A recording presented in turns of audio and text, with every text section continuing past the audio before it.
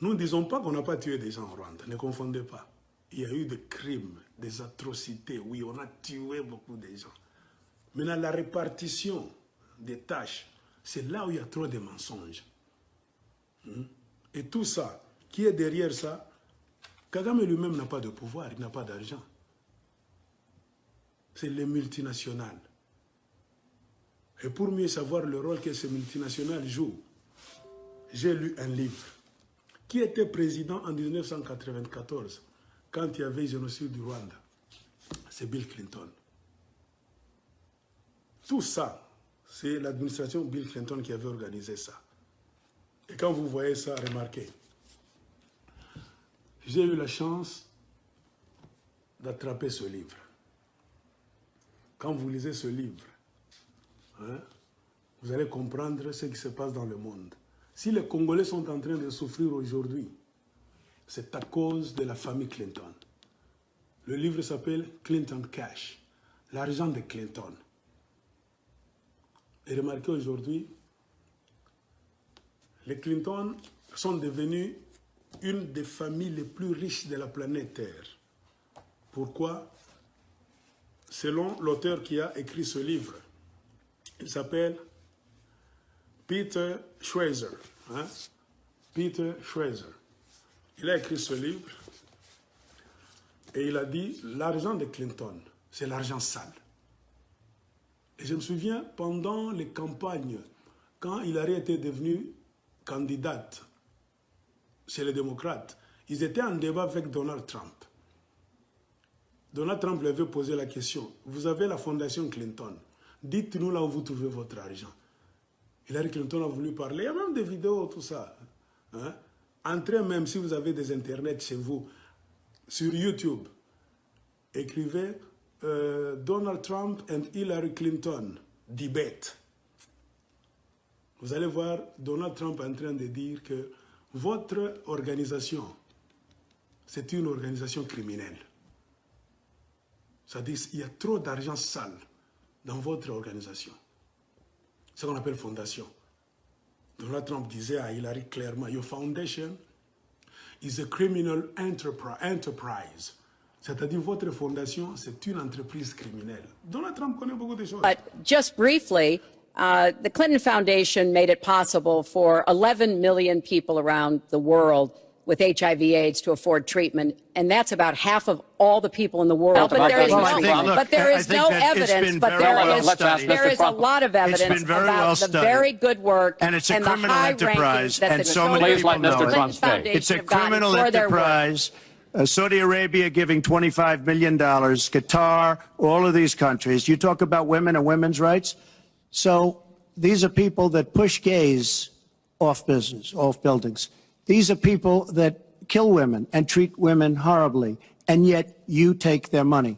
So I'd like to ask you right now, why don't you give back the money that you've taken from certain countries that treat certain groups of people so horribly? Why don't you give back the money? I think it would be a great gesture, because she takes a tremendous amount of money, and you take a look at the people of Haiti.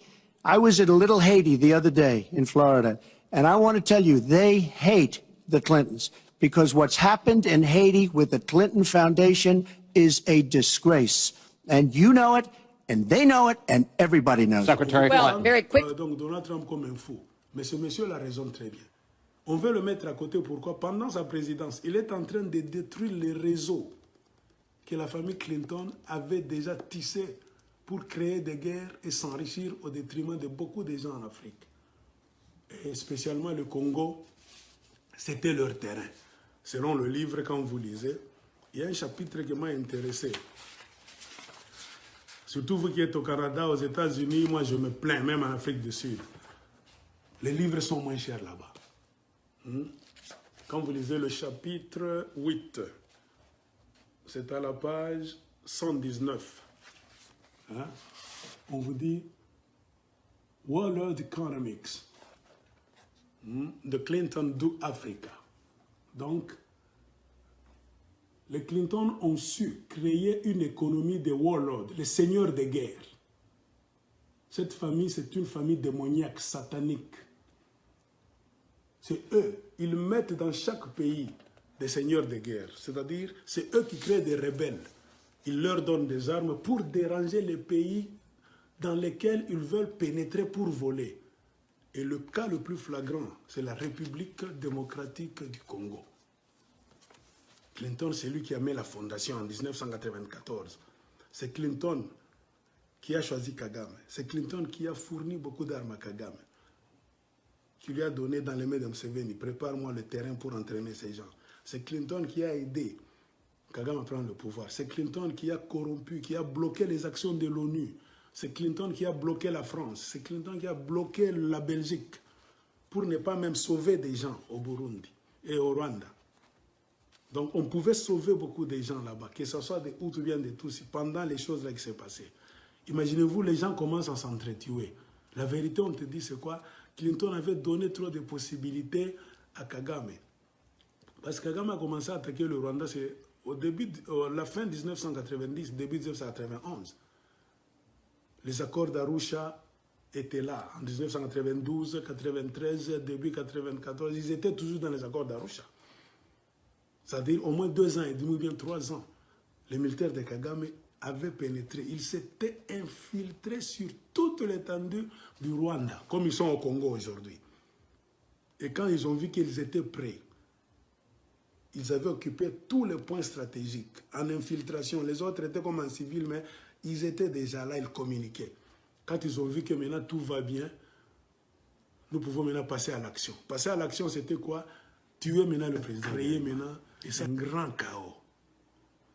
Clinton savait ça. Il était président des États-Unis d'Amérique. Les 3 missiles avec lesquels on a tiré l'avion de Berman étaient transportés dans les véhicules de l'ONU. L'ONU qu'on appelle Minuar, qu'on appelait Minuar au Rwanda. Quand ils étaient prêts, c'est-à-dire ils avaient infiltré le Rwanda. Ils étaient partout. Qu'on ne vous trompe pas, non, ils sont venus de quelque part pour finir le génocide qui était au Rwanda. Non, ils étaient déjà là. Quand on a tiré maintenant l'avion, c'était leur signal. Quand on tire, maintenant, il faut déclencher. Et quelques jours avant, comme je vous avais dit dans ma vidéo passée, Clinton a pesé sur la Banque mondiale, le Fonds monétaire international, ils ont coupé l'aide au Rwanda. Il a pesé sur la coopération militaire de tous les pays du monde pour ne pas coopérer avec les militaires du Rwanda de Biarimana. C'est-à-dire qu'ils ont placé le Rwanda de Biarimana sous embargo militaire. On était derrière. C'est-à-dire, et tout ce qu'il fait, ce n'était pas pour rester au Rwanda, en prévision donc de faire sauter le verrou, c'est-à-dire de mettre leur homme à Kigali, et Museveni était déjà leur homme en Ouganda, pour commencer maintenant à faire la guerre au Congo, percer entrer au Congo. C'était ça l'objectif ultime. Tout ce qu'ils disent, génocide du Rwanda, ils en parlent, ce sont des hypocrites. Ils ne regrettent même pas les morts du Rwanda. Pourquoi ils ont fait ça sciemment? C'était le sacrifice rwandais qui allait permettre à Kagame de prendre le pouvoir, de percer la porte du Congo pour voler les richesses les plus chères de la planète Terre et rester là. Et ce sont ces richesses-là qui ont permis à beaucoup de gens de devenir riches. Clinton a tissé ces liens-là. Il savait qu'un jour je ne serai plus président. Avant mon départ, c'est pourquoi il a tout fait pour tuer Laurent Désiré Kabila. Pour qu'il savait que si moi je finis ma présidence, je pars. Il peut y avoir un autre président américain qui peut venir, qui sera contre mon idéologie. Il peut venir changer les choses. Kagame ne sera plus dans de bonnes mains. Il ne sera plus comment entrer au Congo. Il fallait tout faire pour paralyser le Congo. Et la mort de Laurent Désiré Kabila, c'était le début de la paralysie interne du Congo. Et ils ont utilisé la méthode qu'ils utilisaient au Rwanda. Travailler avec l'ONU, la MINUAR, qui est devenue MONUC, MONUSCO, qui fait le même job qu'au Rwanda, qui fait entrer les armes, qui fait infiltrer même les Rwandais au Congo. Donc nous sommes combattus par l'ONU et beaucoup d'institutions du monde. Et Clinton s'est retiré, il n'est plus président, mais il a réussi de mettre en place des organisations. Il a réussi à donner les mines du Congo à des multinationales. Et maintenant, comment est-ce qu'il reçoit l'argent? Il s'est retiré, il a formé, c'est ça, selon ce livre.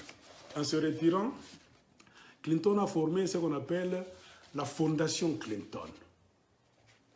Il s'est retiré là, il se met comme un bon.